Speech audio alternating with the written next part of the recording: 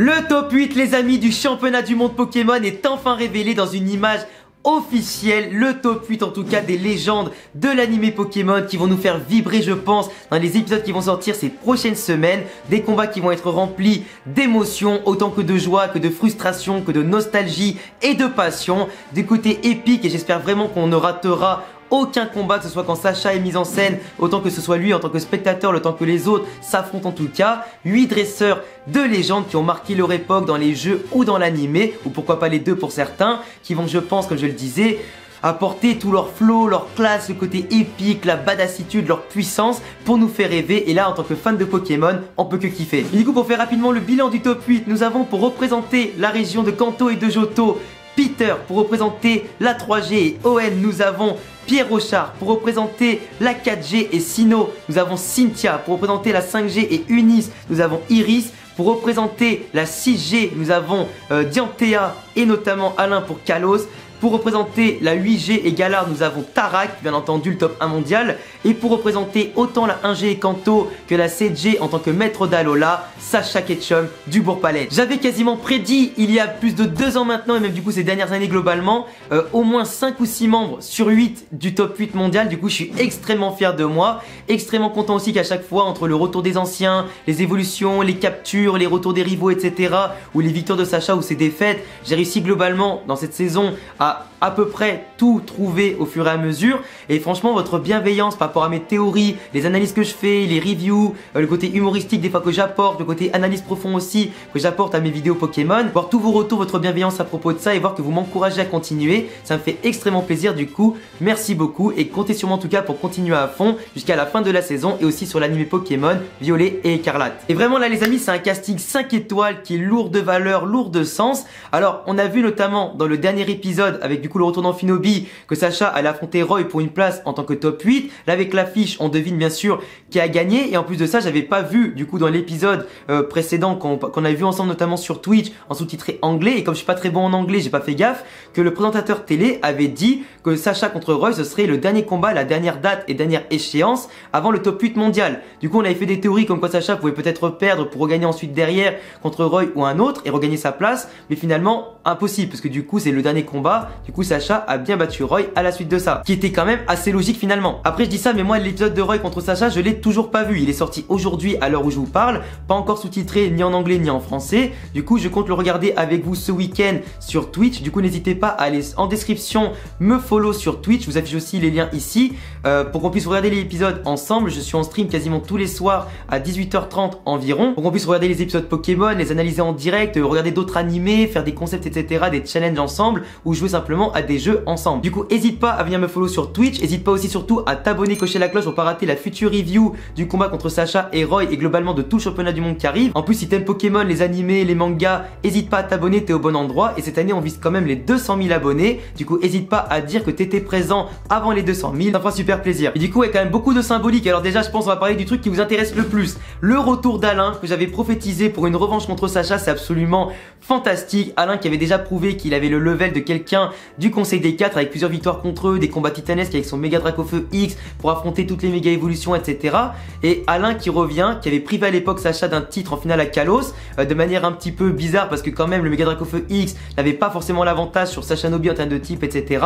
Mais il avait quand même privé Sacha d'un titre pour qu'après derrière la production lui donne le titre à Alola qui était une ligue pas forcément encore officielle, qui vient à peine d'être créée, où il n'y avait pas beaucoup de concurrence à part Gladio et Euphorbe, tu vois, ce qui est quand même pas mal. Et de l'autre côté pourquoi pas le mettre champion du monde, parce qu'après à part Kalos, Sacha à Sinnoh c'était aussi là où il était le plus fort avec des Pokémon quasiment tous évolués et surpuissants, et la production avait inventé Tobias avec des légendaires pour vraiment défoncer Sacha et prouver de manière à peu près légale qu'il n'allait pas être champion tout de suite. Parce qu'après Sacha il a la Ligue Orange, mais c'était pas forcément la coupe la plus dure parce que t'avais simplement des épreuves à faire, et après battre un mec comme Didier qui s'était déjà fait poutrer par beaucoup de gens et beaucoup de challengers, et après les arènes extrêmes, mais c'est pas vraiment une ligue, ça compte pas comme un truc vraiment officiel tu vois. Du coup là Sacha a l'occasion d'être top 1 mondial mondial en battant la plupart des plus gros adversaires, la plupart des dresseurs légendaires des jeux comme de l'animé et de prendre sa revanche contre ceux qui l'ont déjà battu par le passé. Et ça, c'est absolument énorme. Potentiellement d'un retour de Sashanobi contre Mega Dracofeu X, moi je pense que ce sera pas le cas. Parce que dans le dernier épisode, avec du coup la review que j'ai fait sur Amphinobi, son retour, dans le flashback qui montrait Sacha contre Alain et du coup Mega Dracofeu X contre Amphinobi, Amphinobi n'était pas en Sashanobi, ce qui était une énorme incohérence, comme je l'expliquais dans ma vidéo. Et d'ailleurs, même si dans tout l'épisode on parlait de synergie,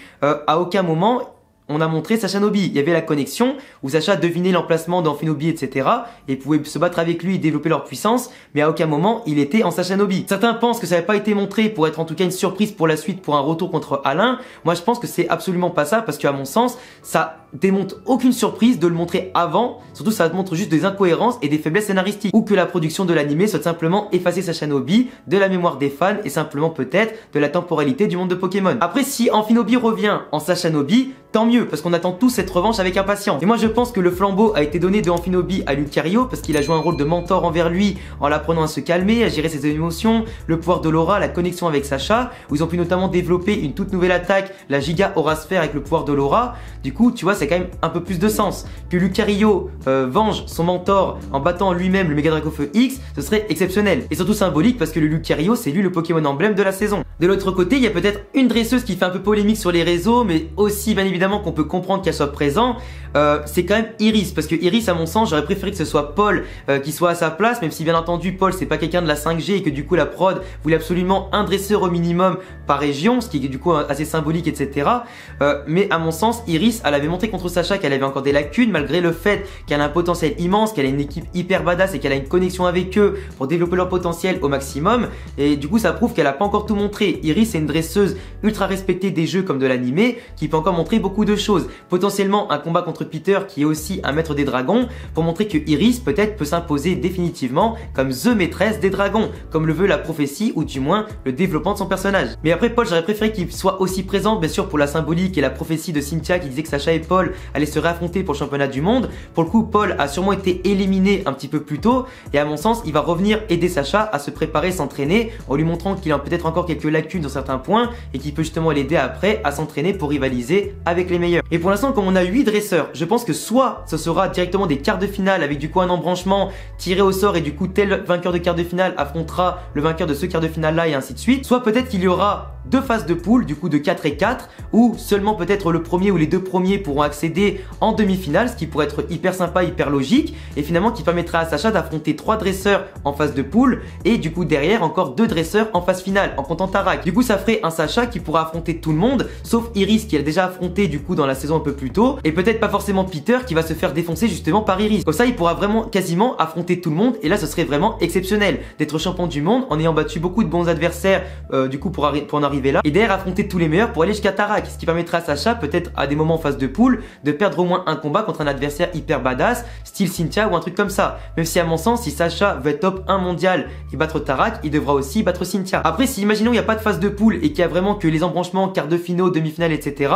et la finale contre Tarak, à mon sens, il peut y avoir qu'une solution. Sacha Alain en quart de finale, Sacha Cynthia en demi-finale et après Tarak. À moins que Tarak soit en dehors du truc et que du coup, je sais pas comment ils vont se démerder pour faire des tirages au sort pour après qu'il y ait une autre finale avant Tarak. Mais globalement, je pense que Sacha va affronter vraiment beaucoup de dresseurs et pas uniquement 2 ou 3 pour arriver en finale. Parce que nous, en plus de ça, on veut des affrontements, non pas en 1 contre 1, en 2 contre 2 ou que des 3 contre 3. On aimerait, si possible, au moins des 6 contre 6. Sacha, il a beaucoup de Pokémon entre ceux actuels et les anciens. On veut en revoir un maximum. On veut des combats épiques jusqu'au bout. Pas des combats qui soient bâclés, qui soient expéditifs, qui soient pas soignés. Autant dans l'animation que les OST, que les sentiments, que les temps forts, les temps faibles de l'animation, tout ça. Et autant aussi que les combats, que tel Pokémon se mette en évidence et pas que tel Pokémon se fasse poutrer en 2 minutes. Et comme je le disais, je veux voir tous les combats, autant quand Sacha se bat dans l'arène que autant que Sacha ne se batte pas dans l'arène. Parce qu'on a quand même les top 8 et des légendes comme Pierre Rochard, Cynthia, etc., Dianthea, Alain et tout ça.